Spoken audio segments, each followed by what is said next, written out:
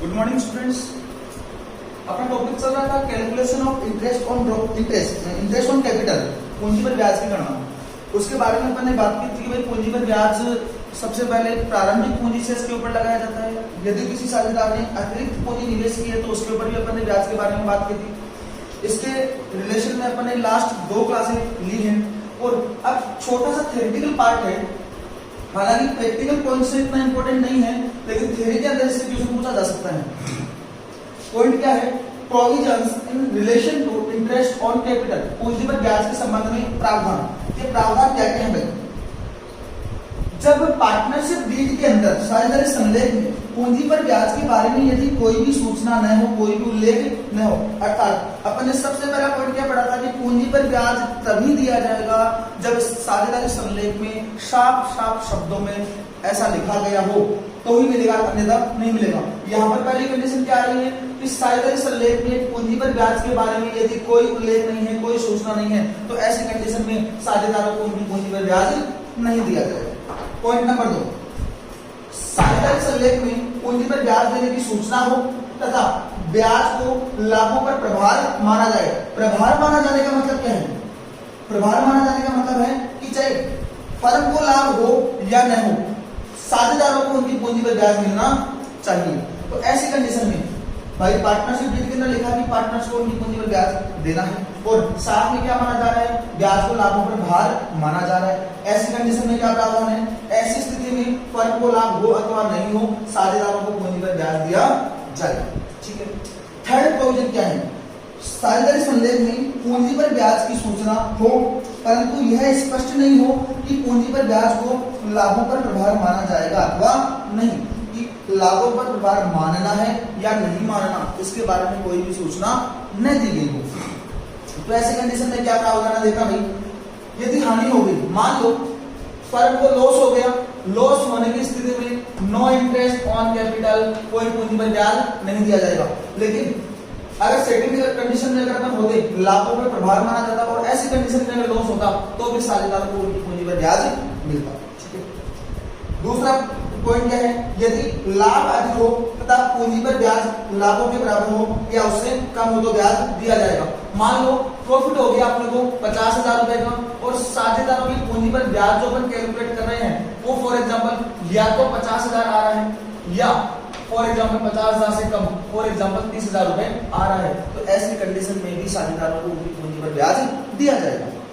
उसके बाद में थर्ड और लास्ट पॉइंट, यदि पूंजी पर ब्याज अधिक हो, इंटरेस्ट ऑन कैपिटल ज्यादा हो, मान लो फॉर एग्जांपल अपन ने पार्टनर्स की पूंजी पर ब्याज कैलकुलेट किया तो ब्याज निकल कर आया फॉर एग्जांपल 60,000, लाभ कम हो और लाभों की जब कैलकुलेशन की तो लाभ अपने पास निकल कर आए 40,000। साझेदारों की पूंजी पर ब्याज कितना है? 60,000 और लाभ कितने अपने 40,000 रुपए के। कंडीशन का मेन है क्या है कि पार्टनर्स को उनकी पूंजी पर ब्याज तो मिलना है, लेकिन यह स्पष्ट नहीं है कि पूंजी पर ब्याज को लाभों पर प्रभार मानना है अथवा नहीं। तो ऐसी कंडीशन में क्या करेंगे कि पार्टनर्स की ये पूंजी पर ब्याज का जो अनुपात है, पार्टनर्स की पूंजी पर ब्याज का जो अनुपात है उस अनुपात के अंदर लाभों का विभाजन कर दिया जाएगा। क्या बोल रहा है बंदा? यदि पूंजी पर ब्याज अधिक हो तथा लाभ कम हो तो पूंजी पर ब्याज के अनुपात में लाभों को बांट दिया जाएगा। एग्जांपल लेते हैं फिर समझते हैं इस पॉइंट को। जैसे मान लो फॉर एग्जांपल ए और बी 2 पार्टनर हैं, एक पार्टनर है ए, दूसरा पार्टनर है बी। ए ने 3 लाख रुपए इन्वेस्ट कर रखे हैं और बी ने 2 लाख रुपए इन्वेस्ट कर रखे हैं। फॉर एग्जांपल इनकी पूंजी पर ब्याज की दर दे रखी है अपने को 10% वार्षिक पर एनम। अगर 10% वार्षिक दे रखी है और उसके बाद में बंदा कहता है कि वर्ष के अंत में हमारा शुद्ध लाभ जो है वो 30,000 रुपए निकल कर आया। ठीक है। तो और कंडीशन नंबर 3, पार्टनरशिप डीड में ऐसा कहा गया है कि पार्टनर्स को पूंजी पर ब्याज मिलना चाहिए, लेकिन ऐसी कोई स्पष्ट सूचना नहीं है कि लाभों पर प्रभार माना जाएगा अथवा नहीं। क्वेश्चन क्या है अपना? 2 साझेदार ए और बी, इनकी पूंजी कितनी है? 3 लाख और 2 लाख। पूंजी पर ब्याज किस दर से दिया जाता है? 10% वार्षिक दर से। शुद्ध लाभ कितना हुआ अपने को वर्ष के अंत में 30,000 रुपए, ठीक है भाई। अब ए और बी की पूंजी पर अगर अपन ब्याज की कैलकुलेशन करें तो ए की पूंजी पर ब्याज कितना आएगा, 3 लाख का 10% कहूं तो 30,000 रुपए। बी की पूंजी पर ब्याज कितना आएगा, 2 लाख का 10% कहूं तो 20,000 रुपए, अर्थात टोटल ब्याज की राशि कितनी आ गई अपनी 50,000। देखो भाई ब्याज तो कितना देना साझेदारों को अपने को 50,000 और नेट प्रॉफिट शुद्ध लाभ कितना अपना 30,000। ऐसी कंडीशन में क्या करेंगे, क्या कहा बंदे ने, यदि पूंजी पर ब्याज अधिक हो तथा लाभ कम हो तो ऐसी स्थिति में पूंजी पर ब्याज के अनुपात में, अब पूंजी पर ब्याज का अनुपात क्या है अपना, पूंजी पर ए को कितना ब्याज मिलेगा 30,000 रुपए और बी को कितना ब्याज मिलेगा 20,000 रुपए, अर्थात इनकी पूंजी पर ब्याज का अनुपात क्या आ गया 3:2। तो जो भी शुद्ध लाभ है उसको इस पूंजी पर ब्याज के अनुपात में बांट देंगे। अब ए को पूंजी पर ब्याज कितना मिल जाएगा, शुद्ध लाभ कितना अपना 30,000, ए का अनुपात कितना है 3 बटा अनुपातों का योग 5 कहूं तो 18,000 रुपए। बी को पूंजी पर ब्याज कितना मिल जाएगा, शुद्ध लाभ कितना अपना 30,000 गुणा बी का अनुपात कितना, 2 अनुपातों का योग कितना अपना 5, कितना आ जाएगा 12,000। अर्थात ऐसी स्थिति में पूंजी पर ब्याज के अनुपात में शुद्ध लाभों को डिवाइड कर दिया जाता है। इसके रिलेशन में अपनी बुक के अंदर एग्जांपल नंबर दिया हुआ है, एग्जांपल नंबर 3, इसको अच्छे से करना। अगर इसमें कोई दिक्कत आए तो आप मेरे से पूछ सकते हैं। उसके बाद में अपने थ्योरेटिकल पार्ट था इसे उसको मैंने फटाफट ले लिया है। इसके बाद में अपना नेक्स्ट टॉपिक और इस चैप्टर का सेकंड लास्ट टॉपिक आता है अपने सामने कि मान लो भाई यदि साझेदारों ने बुक्स ऑफ अकाउंट बना लिए, साझेदारी के खाते तैयार कर लिए और उसके बाद में अपने को पता चला कि भाई इन बुक्स ऑफ अकाउंट्स के अंदर कुछ मिस्टेक्स रह गई है, तो इनको कैसे सुधारा जाएगा।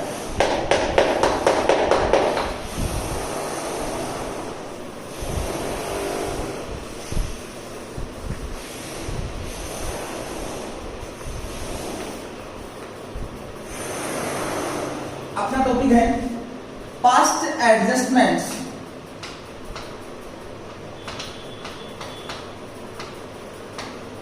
Past adjustments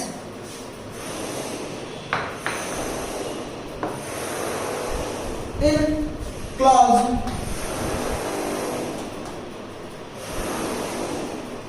partnership accounts.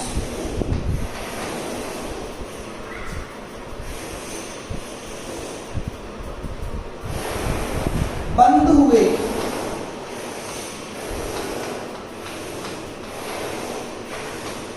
साझेदारी खातों में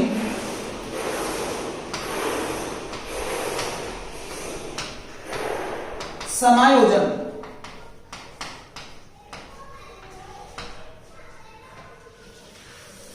देखो भाई साझेदार हैं, उन्होंने अपना व्यापार स्टार्ट किया, अपना बिजनेस स्टार्ट किया, वर्ष के अंत में इन्होंने बुक्स ऑफ अकाउंट्स भी तैयार कर लिए, अंतिम खाते बना लिए। अर्थात अंतिम खाते में क्या क्या बना जाएगा, trading and profit and loss account, profit and loss appropriation account, partners capital account और बैलेंस शीट। इन्होंने सारे काम कर लिए और उसके बाद में इनको पता चला कि भाई इनकी बुक्स ऑफ अकाउंट्स के अंदर कुछ न कुछ मिस्टेक्स रह गई है।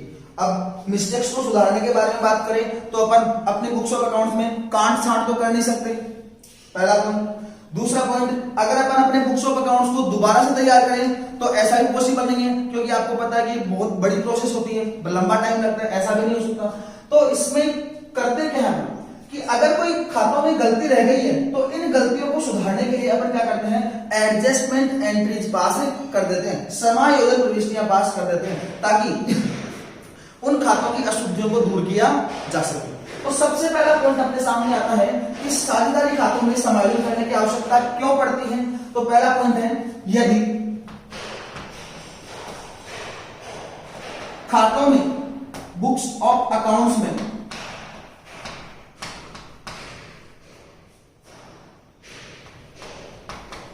अपन ने रूल्स फॉलो करने में कोई गलती कर दी हो, नियमों का पालन करने में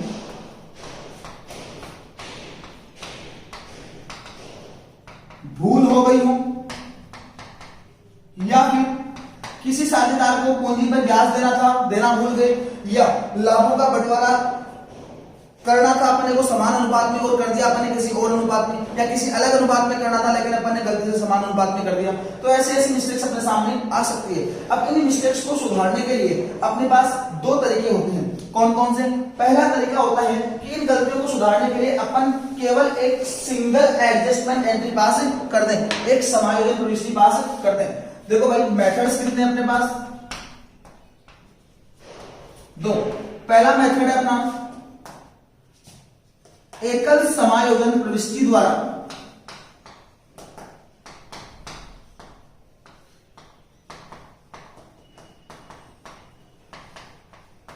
single adjustment entry, by passing single adjustment entry.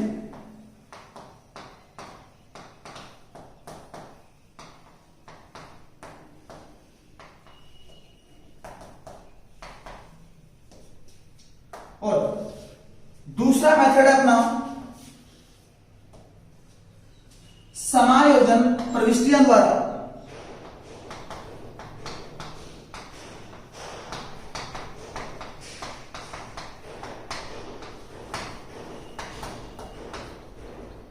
By passing adjustment journal entries. अर्थात दोनों विधियों में अगर अपन कंपैरिजन करें तो यहां पर तो गलतियों को सुधार करने के लिए कितनी भी गलतियां हुई है उन गलतियों को सुधार करने के लिए सिंगल प्रविष्टि पास की जा रही है, एक सिंगल जर्नल एंट्री पास की जा रही है। और दूसरे मेथड में क्या किया जा रहा है? प्रविष्टियां अर्थात एक से ज्यादा जर्नल एंट्री पास की जा रही है। जब सिंगल जर्नल प्रविष्टि पास की जानी हो तो सिंगल जर्नल प्रविष्टि का अमाउंट निकालने के लिए अपने को एक टेबल बनानी पड़ती है और उस टेबल को अपन कहते हैं एडजस्टमेंट टेबल।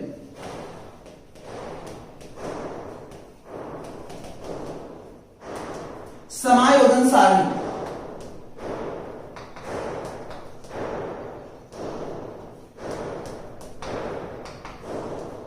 और जब अपने को जर्नल एंट्रीज पास करनी होती है तो इसके लिए अपन एक खाता तैयार करते हैं और उस खाते का नाम है profit and loss, profit and loss adjustment account, लाभ हानि समायोजन खाता।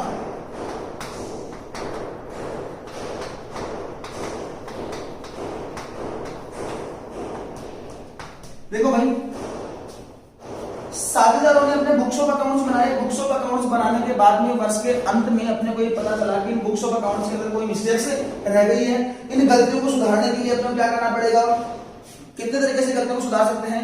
दो तरीके से, या तो एकल समायोजन प्रविष्टि पास करके, सिंगल एडजस्टमेंट एंट्री पास करके, या समायोजन प्रविष्टियां पास करके, एक से ज्यादा जर्नल एंट्रीज पास करके। अगर एक जर्नल एंट्री पास करनी हो तो क्या करना पड़ेगा? अपने को पहले एडजस्टमेंट टेबल बनानी पड़ेगी और उस एडजस्टमेंट टेबल से जर्नल एंट्री का अमाउंट निकालना पड़ेगा। ठीक है। और दूसरा तरीका है कि अपने को एक से अधिक जर्नल एंट्री पास करनी हो तो ऐसी कंडीशन में अपने को क्या करना पड़ेगा? Profit and loss adjustment account, लाभ हानि समायोजन खाते का निर्माण करना पड़ेगा। यहां तक की बात समझ आ गई? अब दिक्कत अपने पास ये आती है कि एडजस्टमेंट टेबल समायोजन सारणी को अपन कैसे तैयार करें। तो सबसे पहले अपन बात करते हैं समायोजन सारणी के बारे में। इसका फॉर्मेट कैसा होता है, किस तरीके से इसको तैयार किया जाता है, इसके बारे में अपन बातें करते हैं।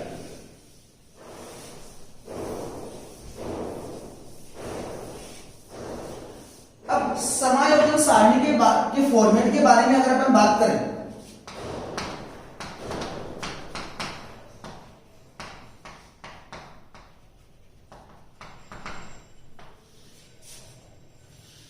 तो इसके अंदर सबसे पहला कॉलम होता है पर्टिकुलर्स का। फिर उसके बाद में जितने पार्टनर अपने हैं, जैसे मान लो 3 पार्टनर हैं तो 3 कॉलम पार्टनर्स के होंगे, 4 पार्टनर तो 4 कॉलम पार्टनर्स के होंगे, 5 पार्टनर तो 5 कॉलम पार्टनर्स के होंगे। फॉर एग्जांपल अपने पास 3 पार्टनर हैं तो 3 कॉलम अपने को पार्टनर्स के बनाने पड़ेंगे और लास्ट कॉलम अपने को बनाना पड़ेगा फर्म का। अर्थात फर्म का क्यों बनाना पड़ेगा भाई? जैसे मान लो अपन ने किसी साझेदार को वेतन देना, अपन किसी साझेदार को वेतन देना भूल गए तो इसका इफेक्ट क्या होगा? अगर वेतन देना भूल गए तो देखना भाई, साझेदारों को लाभ बांटने से पहले अपन ने क्या बनाया था, profit and loss appropriation account बनाया। उस एप्रोप्रिएशन अकाउंट के बारे में अगर अपन बात करें तो देखना, अपनी भूल क्या हुई है, किस ए नाम का एक साझेदार है उसको अपन ने वेतन नहीं दिया। अब इस गलती को सुधारने के लिए इफेक्ट कहां पड़ेगा इसके बारे में बात करते हैं। मान लो दो पार्टनर हैं ए और बी, समान अनुपात में अर्थात 1:1 में लाभों को बांटते हैं। इनके वर्ष के अंत का शुद्ध लाभ निकलकर आया फॉर एग्जाम्पल 30,000 रुपए। अब इन्होंने क्या किया, ए को 5,000 रुपए वार्षिक वेतन देना था और इन्होंने ए को 5,000 रुपए वार्षिक वेतन नहीं दिया, भूल गए। तो ऐसी कंडीशन में क्या होगा, अगर 5,000 रुपए वेतन नहीं दिया तो यहां पर वेतन के रूप में खर्चा नहीं आया होगा, क्योंकि जो भी पार्टनर्स को सैलरी, कमीशन, रेम्यूनरेशन मिलता है उसको फर्म के लिए खर्चा तो profit and loss appropriation account में खर्चे के रूप में डालते हैं। इसका मतलब ए को वेतन मिलना था 5,000 रुपए और इस 5,000 रुपए को अपन ने profit and loss appropriation account में डेबिट नहीं किया, ठीक है। तो अब क्या किया होगा, जो भी 30,000 का लाभ है इस लाभ को अपन ने सीधा सीधा क्या कर दिया होगा, ए और बी के बीच में उनके लाभ हानि विभाजन अनुपात में जो क्या है 1:1 के अंदर बांट दिया होगा। ए का लाभ कितना आया होगा 15,000, बी का लाभ कितना आया होगा 15,000 और आउटर कॉलम में राशि कितनी आ गई होगी 30,000 और अपना profit and loss appropriation account क्या हो गया होगा। ऐसा अपन ने किया होगा, लेकिन अगर अपन ए को वेतन देते तो यहाँ पर टू सैलरी टू कितना आता 5,000 रुपए। अब नेट प्रॉफिट कितना बचता अपना 25,000 रुपए और इस 25,000 को ए और बी के बीच में कैसे बांट देना 1:1 में। ऐसी कंडीशन में ए का लाभ कितना बचना 12,500 और बी का लाभ कितना बचना 12,500, ठीक है। अब क्या करना पड़ेगा, इसका मतलब जो ए के पास 15,000 रुपए का लाभ गया वो क्या गया है, गलत गया है, और बी के पास जो 15,000 का लाभ गया वो क्या गया है, गलत गया है। इसका मतलब जो साझेदारों को गलत लाभ दिया गया उसको तो अपने को क्या करना पड़ेगा, पहले वापस लेना पड़ेगा। वापस लेंगे तो अगर पार्टनर से लेंगे तो पार्टनर का खाता क्या हो जाएगा डेबिट, और फर्म का कॉलम भी अपने को बनाना पड़ेगा, तो फर्म के खाते में इसको क्या करना पड़ेगा, अपने को क्रेडिट करना पड़ेगा। भाई पार्टनर से अपन ये पैसा वसूल करें तो पार्टनर के लिए खर्चा पार्टनर डेबिट हो जाएगा और ये पैसा आप किसके पास रहा है, फर्म के पास, तो फर्म इस राशि से क्या हो जाएगी, क्रेडिट हो जाएगी। उसके बाद में क्या करना पड़ेगा अपने को, साझेदार ए को वेतन देना है 5,000 रुपए, ए को देंगे, ए के खाते को अपने को क्रेडिट करना पड़ेगा। फिर बी के कॉलम में कोई एंट्री नहीं होगी और ए को अगर वेतन दिया तो खर्चा किसके लिए हो जाएगा, फर्म के लिए, फर्म को डेबिट करना पड़ेगा 5,000 से। फिर शुद्ध लाभ कितना बचा अपना 30 में से 5 गए 25,000 रुपए और 25,000 ए और बी में 1:1 में बांटा जाएगा। इसका मतलब ए का खाता सीआर हो जाएगा 7,500 से और बी का खाता सीआर हो जाएगा 7,500 से, और पार्टनर के लिए इनकम है तो फर्म के लिए खर्चा फर्म डेबिट हो जाएगी 25,000 से। इस तरीके से अपन कुछ एडजस्टमेंट करेंगे, उसके बारे में अपन बाद में बात करेंगे। अब एडजस्टमेंट टेबल के फॉर्मेट के बारे में बात कर रहे हैं। पहला कॉलम पर्टिकुलर्स का, उसके बाद में जितने पार्टनर उतने कॉलम। मान लो फॉर एग्जांपल अपनी फर्म में 3 पार्टनर है तो पहला कॉलम ए का, दूसरा कॉलम बी का, तीसरा कॉलम सी का और लास्ट कॉलम बनाना होता है अपने को फर्म का। फिर इन सब का डेबिट और क्रेडिट, ए के खाते की डीआर साइड, ए के खाते की सीआर साइड, बी के खाते का डेबिट क्रेडिट, बी के खाते की डीआर साइड और बी के खाते की सीआर साइड, सी का डेबिट क्रेडिट, सी के खाते की डेबिट साइड, सी के खाते की क्रेडिट साइड और फर्म का डेबिट क्रेडिट, डेबिट साइड और सीआर साइड। इस तरीके से अपने को एडजस्टमेंट टेबल तैयार करनी होती है। फिर जर्नल एंट्री का अमाउंट अपने को निकालना पड़ेगा, वो किस प्रकार से निकालेंगे इसके बारे में एक छोटा सा एग्जांपल लेते हैं और एग्जांपल लेने के बाद इस प्रॉब्लम को सॉर्ट आउट करते हैं। मेरा एग्जांपल है कि 3 पार्टनर हैं ए, बी और सी। इस यहीं पर अपन एग्जांपल को समझ लेते हैं। 3 पार्टनर हैं ए, बी और सी। बुक के अंदर ही प्रश्न दे रखा है, एक मिनट रुकना, बताता हूं कौन सा क्वेश्चन है।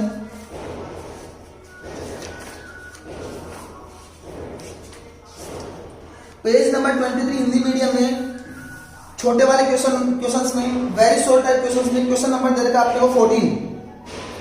एबीसी की फर्म ने वर्ष के दौरान 20,000 रुपए लाभ के कमाए। 3 पार्टनर है ए, बी और सी, इनका नेट प्रॉफिट दे रखा है अपने को 20,000 रुपए। अब इन्होंने क्या किया भाई, जिसे साझेदारों में 2:1:1 में विभाजित कर दिया गया। The net profit at the end of the year ₹20,000 and that is distributed among partners in 2:1:1. आगे बंदा बोलता है जबकि 1:2:2 में विभाजित होना था, जबकि ये एक्चुअल में डिस्ट्रीब्यूट किस रेशियो में होना चाहिए था? 1:2:2 में। क्या किया भाई, प्रश्न क्या है? 3 पार्टनर हैं ए, बी और सी। वर्ष के अंत का शुद्ध लाभ दे रखा आपको 20,000 रुपए। क्या किया साझेदारों ने? इस 20,000 को 2:1:1 में बांट लिया, जबकि बांटना किस अनुपात में चाहिए था? 1:2:2 में बांटना चाहिए था। अब क्या करना है? इस गलती को सुधार करने के लिए बंदा आपसे एक जर्नल एंट्री पास करवाना चाहता है। तो अपने को पता है कि जब गलती को सुधारने के लिए सिंगल एंट्री पास की जाती है तो क्या बनाना पड़ता है? अपने को एडजस्टमेंट टेबल बनानी पड़ती है। और समायोजन सारणी का प्रारूप तो ये ऐसा होता है, लेकिन इसमें काम किस तरीके से होता है इस एग्जांपल के माध्यम से अपन समझते हैं। देखो भाई, शुद्ध लाभ अपना 20,000, जिसको साझेदारों ने बांटा किस अनुपात में? 2:1:1 में। जो सही है या गलत है? गलत है। जबकि सही तरीके से किस अनुपात में बांटना चाहिए था? 1:2:2। ठीक है, अब क्या करें? जो गलत प्रॉफिट इनके खाते में गया हुआ है, इसको क्या करना पड़ेगा? अपने को रिटर्न लेना पड़ेगा। तो क्या करें? जब पार्टनर्स को प्रॉफिट मिला होगा तो ए, बी और सी का पूंजी खाता क्या होगा? अपने क्रेडिट किया होगा। अब इस प्रॉफिट को वापस लेंगे तो पार्टनर्स का पूंजी खाता क्या हो जाएगा? डेबिट। तो क्या करें अपन?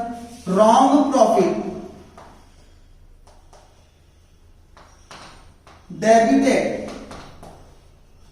देखो भाई, शुद्ध लाभ कितना था अपना? 20,000, जिसको इन्होंने बांटा किस अनुपात में? 2:1:1 में। इसका मतलब ए को प्रॉफिट कितना मिला होगा? 20,000 गुना ए का अनुपात कितना है? 2 बटा अनुपातों का योग 4। 20,000 गुना 2/4। अब ए से प्रॉफिट लेंगे, ए का पूंजी खाता क्या हो जाएगा? डेबिट। 20,000 गुना 2/4 कितना आ जाएगा? 10,000 रुपए। ए का पूंजी खाता डेबिट कितने से हो जाएगा? 10,000। फिर बी के बारे में बात करें, 20,000 गुना 1/4। बी का पूंजी खाता डेबिट कितने से हो जाएगा? 5,000 से। फिर सी के बारे में बात करें, 20,000 गुना 1/4। सी का पूंजी खाता डेबिट कितने से हो जाएगा? 5,000 से। देखो भाई, जब 20,000 को 2:1:1 में बांटा था तो ए को प्रॉफिट मिला होगा 10,000 रुपए। ए का पूंजी खाता सीआर हुआ होगा अपन किया होगा अपन ने 10,000 से। बी के पूंजी खाते को सीआर किया होगा 5,000 से और सी के पूंजी खाते को क्रेडिट किया होगा अपन ने 5,000 से। अब क्या किया? इस प्रॉफिट को वापस लिया। वापस लेते अपन ने क्या कर दिया? ए, बी और सी के पूंजी खाते को अपन ने डेबिट कर दिया। साझेदार का पूंजी खाता डेबिट मतलब प्रॉफिट किसके पास आएगा? फर्म के पास। और फर्म के पास आते ही फर्म क्या हो जाएगी? 20,000 से क्रेडिट, क्योंकि ये पैसा आ किसके पास रहा है? फर्म के पास आ रहा है। और फर्म के पास आते ही फर्म क्या हो जाएगी? 20,000 से क्रेडिट हो जाएगी। अब करना क्या अपने को? इसको 1:2:2 के अंदर डिस्ट्रीब्यूट करना है, बांट देंगे। एक्चुअल प्रॉफिट या प्रॉफिट डिस्ट्रीब्यूटेड इन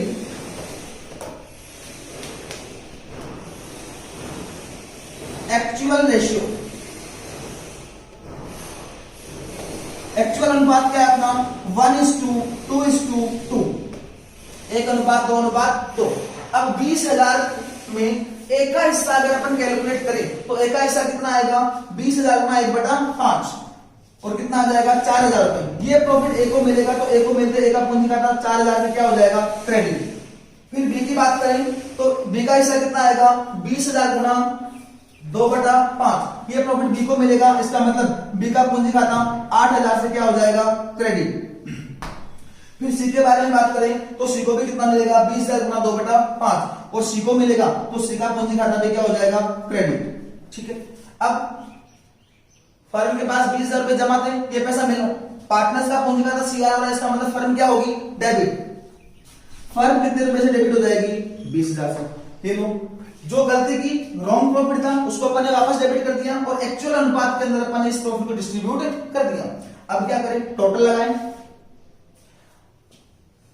टोटल लगाते हैं तो सबसे पहले फर्म का टोटल 20,000 डेबिट साइड का और 20,000 सीआर साइड का। उसके बाद में पार्टनर्स के बारे में बात करें तो ए की डेबिट साइड कितने से बोल रही है? 10,000 से।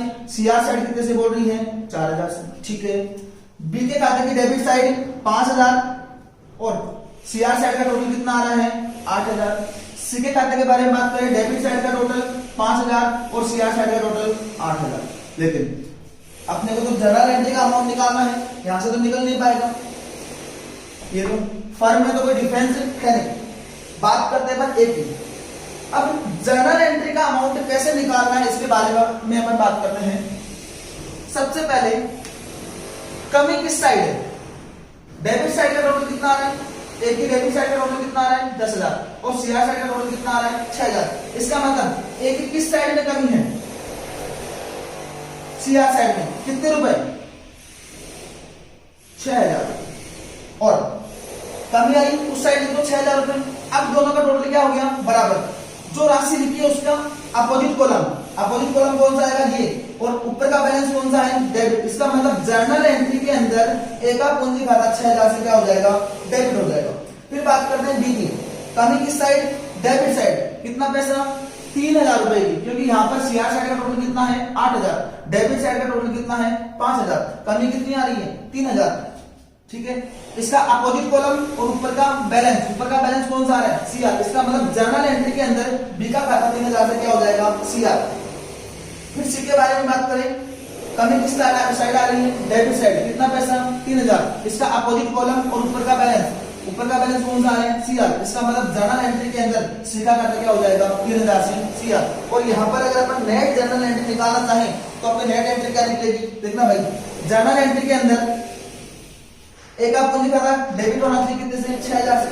बी का पूंजी खाता सीआर होना चाहिए 3,000 से और सी का पूंजी खाता सीआर होना चाहिए 3,000 से। और अपनी जर्नल एंट्री क्या बनेगी? देखना भाई, as capital account debit to B's capital account to C's capital account. A के पूंजी खाता को डेबिट कितने से किया अपन ने? 6,000 से। बी का पूंजी खाता सीआर कितने से होगा? 3,000 से। और सी का पूंजी खाता सीआर कितने से होगा? 3,000 से। अब अगर इसको अपन क्रॉस वेरीफाई करना चाहें तो भी कर सकते हैं, कोई दिक्कत ही नहीं है। देखो भाई, अपन ने गलती क्या की थी? नेट प्रॉफिट हुआ था अपने को 20,000 रुपए का। फटाफट देखते हैं इस पॉइंट को। नेट प्रॉफिट हुआ था अपना 20,000 रुपए का। इसको अपन ने पार्टनर्स के बीच में 2:1:1 में बांटा था। ए को कितना मिला होगा? बी को कितना मिला होगा? सी को कितना मिला होगा? ए को मिला था 10,000, बी को मिला था 5,000 और सी को मिला था 5,000। जबकि ये क्या था? गलत था। अब इस 20,000 को बांटना कैसे अपने को? 1:2:2 में ए को कितना मिलना चाहिए? 4,000, बी को कितना मिलना चाहिए? 8,000 और सी को कितना मिलना चाहिए? 8,000। देखिए 10,000 इसके खाते में प्रॉफिट चला गया, जबकि जाना कितना चाहिए था? 4,000। भाई ए के खाते को सीआर कितने से कर दिया था अपने? गलती से 10,000 से, जबकि होना कितने से चाहिए था? 4,000 से। इसका मतलब ए का पूंजी खाता क्या करना पड़ेगा अपने को? 6,000 से डेबिट करना पड़ेगा। और अपने जर्नल एंट्री के अंदर ए का पूंजी खाता डेबिट कर रखा है 6,000। फिर बी के खाते की बात करें, अपन ने इसको प्रॉफिट कितना दिया? 5,000 का, जबकि इसका एक्चुअल प्रॉफिट कितना जाना चाहिए था? 8,000 रुपए। कमी कितनी? 3,000 रुपए की। 3,000 की कमी है तो बी को 3,000 से मैंने क्या कर दिया? क्रेडिट कर दिया। सेम कंडीशन सी के अंदर मिलना कितना चाहिए था इसको पैसा? 5,000 रुपए। सॉरी, मिला कितना है? 5,000 रुपए, जबकि मिलना कितना चाहिए था? 8,000 रुपए। कमी कितनी आई? 3,000। और 3,000 की कमी है तो सी की पूंजी खाता क्या करना पड़ेगा आपको? 3,000 से सीआर करना पड़ेगा। ये क्रॉस वेरिफिकेशन हो गया। आज की क्लास में बस इतना ही, बाकी नेक्स्ट क्लास में बात करेंगे।